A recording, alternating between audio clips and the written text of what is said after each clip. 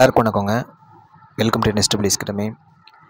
Sir, நான் வர இருக்கின்ற டிஎன்பிசி 2026 வெற்றி பெற்று நான் 2026 ஒரு கவர்மெண்ட் போஸ்டிங் வாங்கியே தீருவேன் அப்படின்னு ஒரு முடிவோடு இருக்கேன் சார். எனக்கு கைட் பண்ணுங்கள் சார் அப்படின்னாரு நேற்று ஒரு தம்பி. அதுபோல் பல மதிப்பு இருக்கிற மாணவர்கள் இதை பற்றி இது மாதிரி சொல்லிட்டு வராங்க. சார், நான் 2025 சார், நான் குரூப் 2, குரூப் 1, குரூப் 4 எல்லாம் எழுதினேன் சார். ஆனால் இதுவும் வர மாதிரி இல்லை சார். சும்மா தான் சார் அட்டம்ப்ட் தான் சார் கொடுத்தேன். ஆனால் 2026 நான் சொல்கிறேன் சார், நான் குரூப் 1, குரூப் 2, குரூப் 4 ஏதோ ஒன்று சூஸ் பண்ணுறேன் சார். அந்த எக்ஸாமினேஷன் கிளியர் பண்ணுறேன் சார். நான் 2026 போஸ்டிங் வாங்குகிறேன் சார். நான் உறுதியாக இருக்கேன் சார் அப்படின்னு சொல்கிறீங்க. உண்மையாலுமே இது பாராட்டக்கூடிய ஒரு விஷயம். ஆனால் நான் என்ன சொல்கிறேன் அப்படின்னா, இப்போ ஆனுவல் பிளானர் 2026 ஆனுவல் பிளானர் வந்து டிசம்பர் மாதம் எதிர்பார்த்துட்ருக்குறோம்.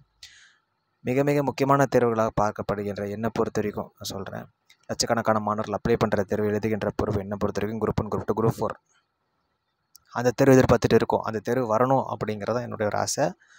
உங்களுடைய ஆசையும் அதுவாக தான் இருக்கும்னு நான் நினைக்கிறேன், நம்புகிறேன். அப்போது நமக்கு பிளானரில் வந்துருச்சு, ஓகேங்களா. இப்போ just for example 2026 annual planner, TNPSC annual பிளானரில் வந்துருச்சு. நமக்கு டிசம்பர் மாதம் வந்துருச்சுன்னு வச்சுக்கலாம். இப்போ டிசம்பர் ஸ்டார்டிங்கே வந்துருச்சுப்பா, டிசம்பர் 1 வந்துருச்சு. ஓகே, ஃபார் எக்ஸாம்பிள் நான் சொல்கிறேன், வந்துருச்சு. இப்போ உடனே இப்போ வந்து குரூப் 4 வந்து ஜனவரி மாதம் இல்லை பிப்ரவரி மாதம் அப்படின்னு இருந்துச்சுன்னா நடுவில் 2 மாதம் தான் இருக்கும். ஆமாவோ இல்லையா? அப்போ ஒரு சில பேர் என்ன சொல்கிறாங்க, இல்லை சார், நான் நோட்டிஃபிகேஷன் வந்த பிறகு தான் நான் படிக்க ஆரம்பித்தேன், குரூப் 4 படிக்க ஆரம்பித்தேன். நடுவில் வந்து ஒரு 2 to 3 months தான் இருந்துச்சு, என்னால் கம்ப்ளீட்லி படிக்க முடியல.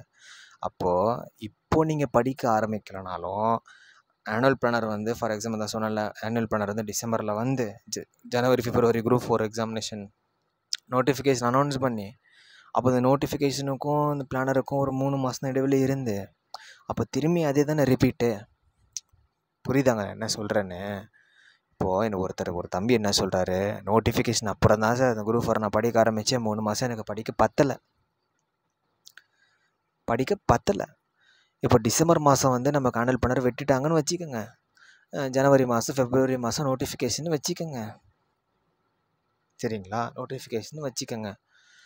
அப்போ அந்த நோட்டிஃபிகேஷன் ஆஃப்டர் இருக்கிற 3 மாதம், எப்போவுமே நோட்டிஃபிகேஷன் அப்புறம் இருக்கிற 3 மாதம் படிக்கிறதுக்கு இல்லைங்க, அதை ரிவைஸ் பண்ணுறதுக்கு, டெஸ்ட் போடுறதுக்கு.